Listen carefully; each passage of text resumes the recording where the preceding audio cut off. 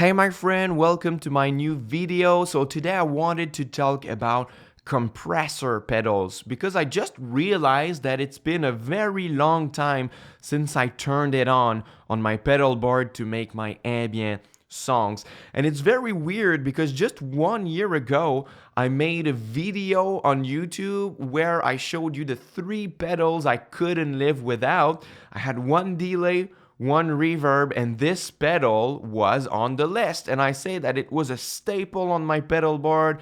It would never go out of my board. It's part of my signature sound and something like this. And then, like 1 year later, I'm barely using it.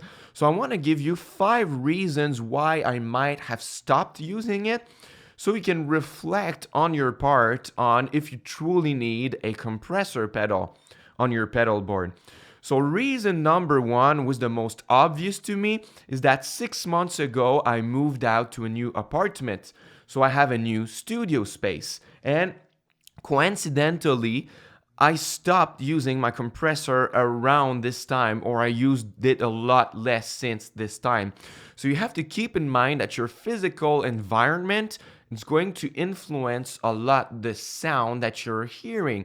So maybe my new studio has more reflections on the wall, or since it's not the same size, it sounds different. So for that reason, I hear my compressor as being more aggressive than before, even if I have subtle settings. So I've always said that I use my compressor in a subtle way. And what I really like about the Deep 6 is the blend knob here. So you see it's like 1/3 of the way only. So I can keep my dry signal and just add a little bit of the sustained signal on top so it sounds more natural.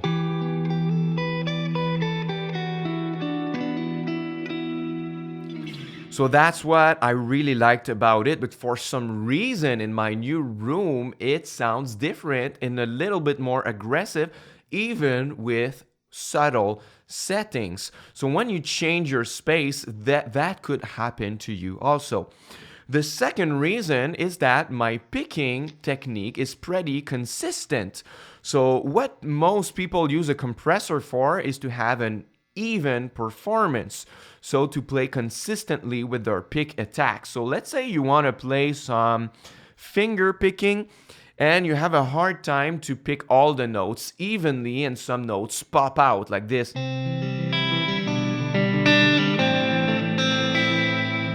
like this. If you use a compressor, that's gonna help tone down some of those notes who pop out. So I'm gonna play the same way now. So that note here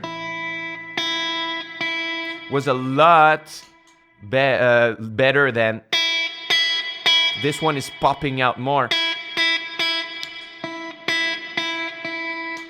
So that's one reason, but in my case, I find that I don't really need to add this on top because I'm fairly consistent with my picking technique, which brings me to my third point, which is tastes change. And now when I'm making my ambient songs, I feel like I need more dynamics in my picking playing. When I want to have a small idea like this,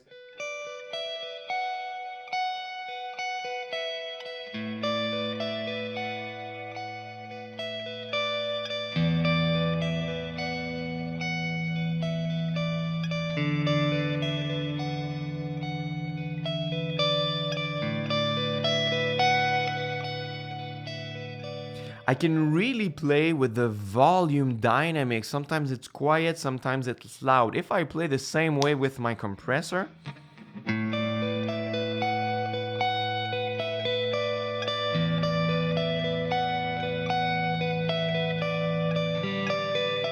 you see, everything is just more at the same level and it's more flat. This is like the same than a mastering of a song that really crushes everything and it's just too loud and there's no dynamic range and it sounds louder but not as good because everything is crushed. So I feel a little bit this way with my compressor right now.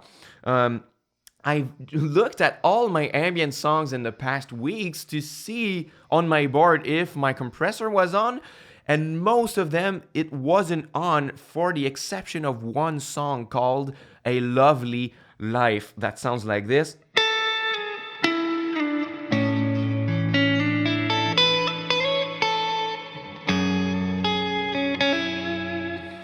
So now when I listen back to this song, I really don't like the picking attack on it. I find it's too aggressive for the sensibility of this song.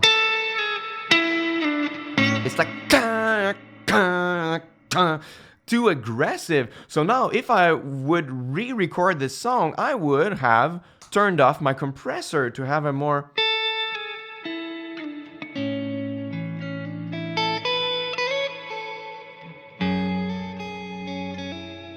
to play just softer a little bit and have more dynamics and soul into it. And the compressor is really going to give you an even performance, and it's going to sound really good, but it's gonna remove that little dynamic something in your playing that sometimes can be a good thing too.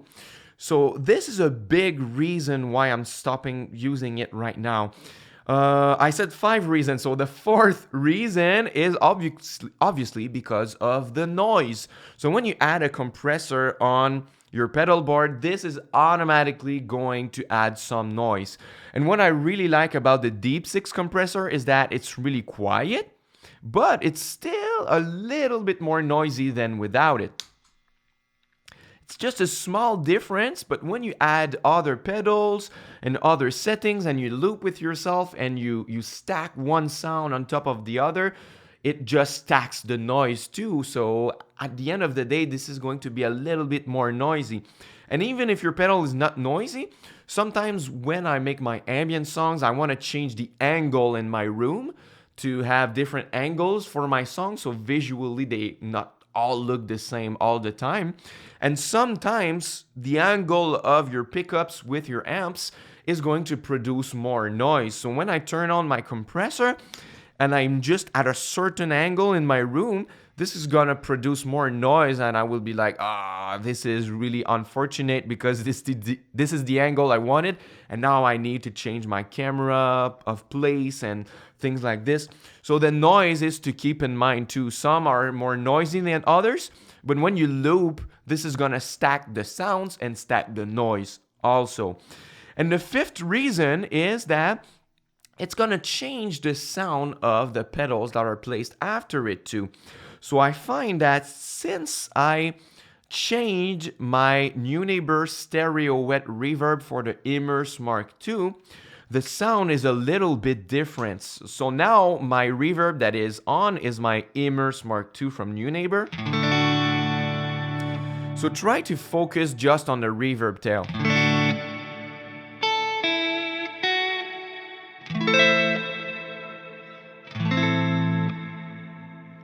So this is very deep and 3-dimensional, and when I add my compressor, I find it changes the tone.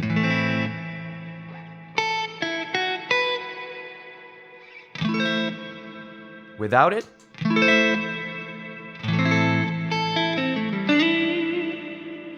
maybe that's just me, maybe it's how I hear it in the room and you don't really hear it on the recording, but I find that it's changing, and the way that it compresses the reverb after it kind of kills a little bit of the 3-dimensional and depth feeling of my reverb.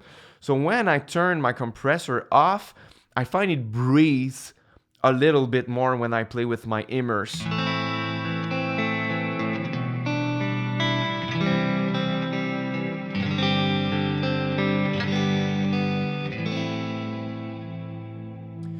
So these are my 5 reasons why I stopped using my compressor, and I want to leave you with just a piece of advice or just a thought.